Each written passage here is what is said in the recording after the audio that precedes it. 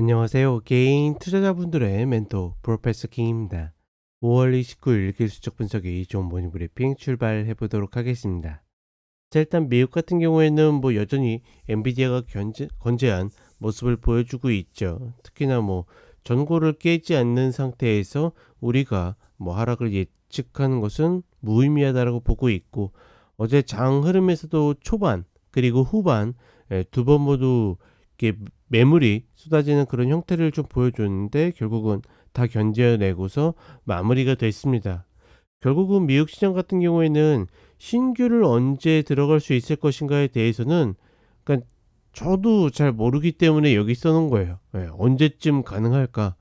지금 일단은 예, 신고가 구간에서는 만약에 들어간다 하더라도 분할로 들어가는 건데, 분할로도 이제 자신 있게 들어가기 굉장히 어려운 위치에 있고, 여기서 더 간다고 해서 과감하게 매수할 것이냐, 그런 모습도 아니기 때문에, 그러니까 어떻게 보면 지금 구간에서는 그냥 홀딩하신 분들의 몫인 거지, 신규로 들어가시는 분들은 좀 시간을 흘려 보내야 되는, 다만 시간을 흘려 보내도 TMF 같은 종목들이 있기 때문에 그나마 괜찮은 그런 모습이라고 보고 있고, 결국은 122평 닿을 때인데 일단은 122평도 점점 많이 올라와 있기 때문에 굉장히 좀 어렵지 않겠는가.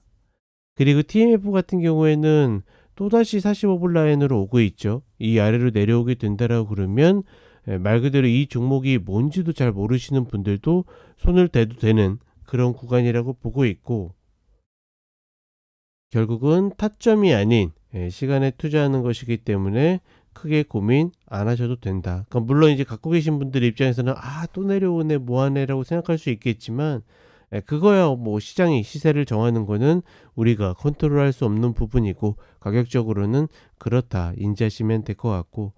자, 한국 시장 같은 경우에는 그러니까 전체적으로 패턴 자체는 이탈이라고 이야기 드렸죠. 다만 하방 포지션이 없기 때문에 급락의 흐름보다는 또 리바운드를 반복할 가능성이 높다라고 이야기 드렸고, 그렇게 움직이는 가운데 재밌는 것들은 종목별 변동성은 굉장히 커지고 있습니다.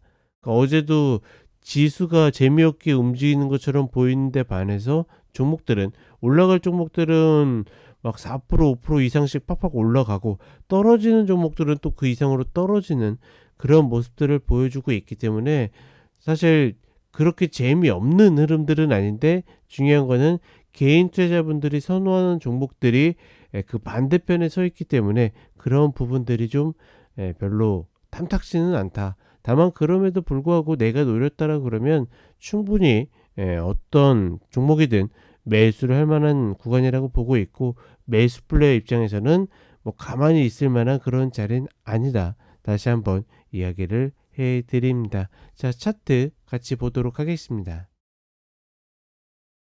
자, 여전히 기술주가 시장의 흐름을 주도하고 있는 모습이고, 장 초반에도 그렇고 후반에도 그렇고 매물들이 다시 나오는 흐름을 보여줬는데, 결국은 다시 이겨내고서 딛고 있는 모습을 보여주고 있죠. 그건 이탈에도 상관이 없을 정도로 여전히 강한 흐름을 보여주고 있고, 엔비디아라는 어떤 원탑 공격수가 전체적으로 흐름을 이끌고 있기 때문에 이쪽이 꺾이지 않는 이상은 기술주들이 그렇게 쉽게 꺾일 것 같지는 않다. 그리고 여전히 신고가를 갱신하고 있는데, 내가 무작정 반대편에 서가지고 매도를 칠 이유가 없다라고 보고 있고, 다만 이제 이 전고에서 벌어지면 벌어질수록 우리가 고점이라는 걸 인식하는 것을 굉장히 좀 늦을 수 있기 때문에, 그런 부분들이 이제는 좀 어떻게 보면 헷갈릴 수가 있는 거죠. 벌써 이제 500포인트니까 이 고점에서 거의 3%, 3.5% 이렇게 가까이 떨어져야지만 우리가 정고를 깨지는 걸 알 수 있기 때문에, 사실 매도 쪽 입장, 즉 곧버스 이런 것들을 들어가고 싶으신 분들은 조금은 어려워지고 있다. 이렇게 보시면 될 것 같고, 그 다음에 TMF 같은 경우에는 다시 내려오고 있습니다.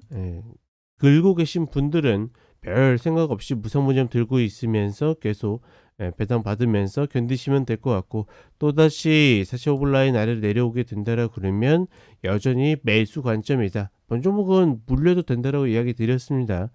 견뎌야 되는 구간이고, 결국은 첫 하락 타이밍이 언제 나올 것인가가 관건이 될 것이다. 그때가 피크라는 개념보다는 그때가 추세 전환을 완성하는 그런 구간이겠죠. 그리고 우리 시장으로 보게 되면 일단은 쌍봉 자체는 완성했다고 보는 것이 맞다라고 보고 있고, 여전히 이 위로 2782도 넘기 어렵고 122평도 깨기 어려운 그런 형태로 점점 진폭을 줄여가는 횡보에, 수렴 횡보에 가까운 그런 패턴들을 보여주고 있다. 그리고 코스피 같은 경우에는 뭐 다른 거 없이 프로그램 비차익 매수가 점주해주는 종목들만 움직인다라는 관점으로 보시면 되겠고, 개인적으로 재밌는 거는 코스닥이라고 보고 있는데, 그저께 같은 경우에는 어떤 종목들의 움직임에 비해서 지수가 별로 안 오른다라고 봤는데, 어제 같은 경우에는 또 종목들의 움직임에 비해서 나름 꽤 올라온다라고 보이는 그런 모습입니다. 즉 이렇다라는 것은 지수가 종목들의 움직임을 대표하는, 대표성을 띠지 못한다라는 그 이야기를 반증한다라는 것이고, 그렇다 보니 제가 계속 이야기 드리죠. 코스닥은 지수를 그렇게 신경 쓰는 어떤 시장이 아니라 계속 각기전투 종목들 중심으로 가야 된다. 여전히 개인 투자자분들의 입장에서는 코스피보다 코스닥이 매매할 것들이 훨씬 더 많다. 이렇게 판단을 해 봅니다. 그러니 다른 고민 없이 내가 노리는 종목들 여전히 매수 플레이 입장에서는 해볼 만한 가치가 있다. 이렇게 보시면 되겠습니다. 자, 이렇게 이야기 드렸고, 저는 또 점심시간 전에 런치박스 들고 다시 오도록 하겠습니다.